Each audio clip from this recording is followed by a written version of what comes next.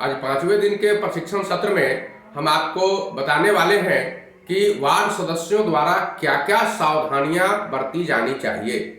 थोड़ी भी असावधानी आपके ऊपर प्राथमिकी दर्ज करा सकती है या फिर राशि वापस करने के लिए सरकार आपको पत्र लिख सकती है।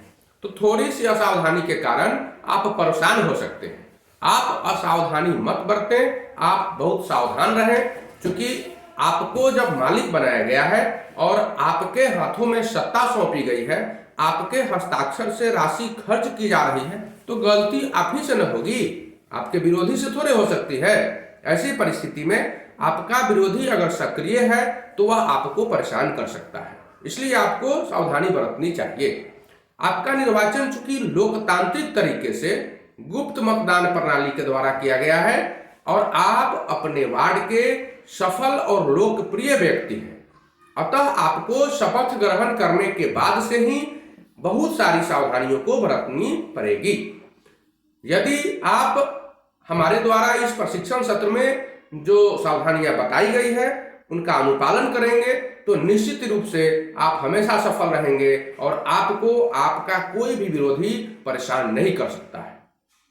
पहली बात, मैं आपको पहली सावधानी बता रहा हूं कि आपको जब भी वार्ड सभा बुलाना हो तो उसकी सूचना 1 सप्ताह पूर्व या फिर 15 दिन पूर्व, जितना ज्यादा रहे अच्छा उतना ही बढ़िया।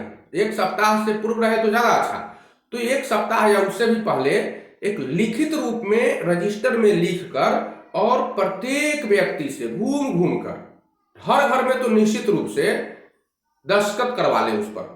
सभी लोग जब हस्ताक्षर कर देंगे तो सभी लोगों को यह पता हो जाएगा कि अमुक दिन वार्ड सभा होगी और फलाने स्थान पर होगी। भले वह आवे या न आवे उससे कोई मतलब नहीं है, हस्ताक्षर ही आपके लिए बहुत बड़ा कार्य करेगा। किसी भी पदाधिकारी के पास शिकायत जाती है तो हस्ताक्षर से ही आप बच सकते हैं। दूसरी सावधानी है कि प्रत्येक वार्ड सभा बुलाने के पहले इसकी लिखित सूचना अपने लेटर पैड पर लिखकर प्रखंड के जीपीएस अर्थात पंचायती राज पदाधिकारी और निकटवर्ती थाना, इन दोनों को अवश्य ही उपलब्ध करा दें और उसकी पावती भी ले लें। चूंकि रिसीविंग नहीं लेंगे, पावती नहीं लेंगे तो सूचना उपलब्ध कराने से कोई फायदा नहीं है, इसलिए रिसीविंग जरूर लें। मुख्य बात है कि आप रिसीविंग ही लें, आपने सूचना दिया थाना को और प्रखंड को, यही आपके लिए मायने रखता है और भविष्य में भी किसी भी क्षण आपको बचाने में यह मददगार साबित होगा। तीसरी सावधानी यह है कि आपको 1 रुपया खर्चा करना हो या फिर 1 लाख रुपया खर्चा करना हो, आप वार्ड सभा में पहले तो इसको पारित करा ही लेंगे, साथ साथ वार्ड क्रियान्वयन और प्रबंधन समिति की बैठक में जब भी रुपया आप निकालने जाए, ऐसे समझिए कि आप कुछ भी करने जाए, आप कुछ भी करने जाए, प्राक्कलन बनवाने जाए, सर्वेक्षण करने जाए या फिर दुकान से आप कोटेशन आमंत्रण लेने जाए या फिर जो कुछ भी करने जाए, रुपया निकालने जाए, तो सबको आप वार्ड क्रियान्वयन और प्रबंधन समिति की बैठक में इस बात को लिख दें और उस पर कम से कम 4 सदस्य का हस्ताक्षर जरूर करवा लें। क्योंकि सदस्य इसमें 7 होते हैं तो 4 की उपस्थिति अनिवार्य है, इसलिए कम से कम 4 सदस्य का हस्ताक्षर जरूर कराएंगे। और जब भी वार्ड सभा बुलाएंगे तो ध्यान रहे कम से कम 10% उपस्थिति अर्थात 50 व्यक्तियों की उपस्थिति तो निश्चित ही होनी चाहिए, इससे अधिक व्यक्ति उपस्थित हो कम नहीं होना चाहिए। तो आप जो भी कर रहे हैं तो सभी लोगों को हस्ताक्षर भी करवा लें, सभी लोगों को इसकी सूचना भी दें और बेहतर रहेगा कि हर पंजी पर आप अपने सभी सदस्यों से 7 सदस्यों में 4 से निश्चित रूप से हस्ताक्षर कराएं। मैं कई बार इस बात को कह रहा हूं, आप निश्चित रूप से याद कर लें कि 7 में 4 का हस्ताक्षर जरूर कराएं। चौथी सावधानी यह है कि नगद राशि आप बैंक से कभी भी मत निकालें, कभी मत निकालिए। अगर कभी जरूरत हो तो थोड़ा बहुत राशि निकाल सकते हैं, लेकिन निकालने के पहले भी वार्ड क्रियान्वयन और प्रबंधन समिति की बैठक का जो रजिस्टर होता है, पंजी होता है, उसमें लिखें और कम से कम 4 सदस्य हस्ताक्षर जरूर कराएं। आप जाएं, रुपया निकालें और फिर आप जिसको भुगतान करना है भुगतान करें, और आप भुगतान करते हैं तो रसीद जरूर लीजिए। इसमें जब किसी दुकानदार को भुगतान करना हो या किसी मजदूर को, तो पहला प्रयास आपका होना चाहिए कि हम उसके खाते में भुगतान करें, एक एडवाइस बनाकर, और एक चेक के सहारे आप 10 व्यक्ति को भुगतान कर सकते हैं। चेक भी बर्बाद नहीं होगा, और बैंक में लेकर आएंगे तो उसकी भी एक पावती लेंगे, उसका भी रिसीविंग लेंगे, और जो चेक आप काटते हैं ना उसका भी फोटोस्टेट छाया प्रति आप अपने पास जरूर रखेंगे। तो आप राशि मत निकालिए, नगद राशि मत निकालिए। जब भी निकालने की आवश्यकता हो तो आप हमेशा चेक से ही निकालिए नहीं, बल्कि दूसरे खाते में भुगतान कर दीजिए। पांचवा मेरा सलाह है, पांचवी सावधानी कहेंगे कि जिस चेक अथवा एडवाइस से आप भुगतान कर रहे हैं उसकी छाया प्रति अपने पास अवश्य रखें।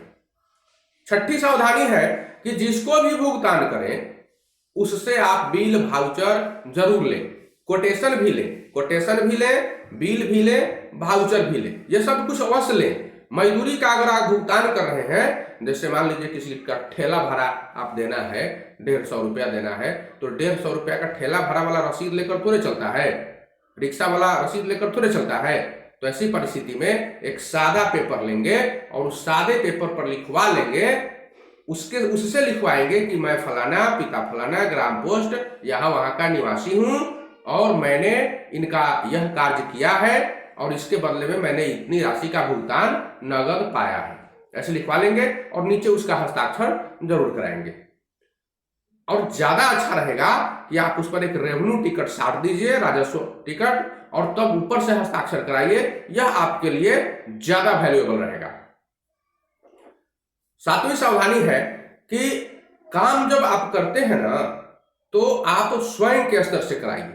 सबसे अच्छा रहेगा कि आप स्वयं कराइए। पिछले बार आप देखे होंगे कि नल जल के काम में बहुत सारे वार्ड सदस्य धोखा खा गए हैं और मुखिया जी के कहने पर या किसी अन्य पदाधिकारी के कहने पर उन लोगों ने ऐसे ही किसी के नाम से चेक काट दिया। कोई ठेकेदार आया, चेक कटवा लिया, चला गया, कोई आधा काम किया, कोई पूरा किया, कोई नहीं किया, कहीं लीकेज है, कहीं कुछ है, बहुत सारी समस्याएं उनके सामने हैं। तो ये सब देखते हुए आप बहुत सावधान रहिए इस बात से कि कोई भी व्यक्ति अगर कहता है, तो कोई व्यक्ति कहता हो, चाहे वो मुखिया जी कहते हो, चाहे वो कोई पदाधिकारी कहता हो प्रखंड का, आप अनजान व्यक्ति को कभी भी चेक मत काटिए, कभी उसके खाता में भुगतान मत कीजिए, और नहीं तो आप हमेशा फंस सकते हैं। आपका एक क्षण जो है आपके गर्दन पर वो फांसी का फंदा लटका रहेगा। तो आप इनके पर भरोसा ही मत कीजिए। भरोसा किस बात की? कोई काम करेगा वो अपना भुगतान लेगा। तो आप ये सब बातें अपने ध्यान में अवश्य रखिए और काम आप हमेशा प्रयास कीजिए कि अपने स्तर से करावें। आठवीं सावधानी है कि थोड़े से पैसे के लालच में आप कभी भी अपना भविष्य खराब नहीं कीजिए। ये कमीशन खोरी चलती रहेगी, लेना देना अलग बात है, लेकिन आप कागज में मत फंसिए। आपका कागज मजबूत होना चाहिए, किसी को ऐसे पैसा मत दीजिए। आप थोड़ी थोड़ी बात के लिए अगर आप असावधानी बरतेंगे तो बहुत सारे लोग हैं, पैसा तो बंदरबाट हो जाएगा, कोई अपना अपना कमीशन ले लेगा और अंत में फंसा आप ही को देगा। क्योंकि आपके हस्ताक्षर से रुपया निकला है या भुगतान हुआ है तो अंत में आप ही को फंसा देगा। इसलिए आप इन सब बातों पर ध्यान रखिए। पहले काम होना चाहिए, बाद में पैसा। पहले काम बाद में पैसा, ये होता है। पहले पैसा और बाद में काम नहीं तो आप हमेशा फंस जाएंगे। तो इन सब बातों का अगर आप ध्यान रखेंगे, ख्याल रखेंगे, इन सावधानियों को आप बरतेंगे तो याद रखिए कभी भी आपको कोई भी व्यक्ति नहीं फंसा सकता है। न तो आपका कोई पदाधिकारी आपको फंसा सकता है, न कोई विरोधी फंसा सकता है। ठीक है, तो फिर अगली बात हम अगले दिन के प्रशिक्षण बताएंगे।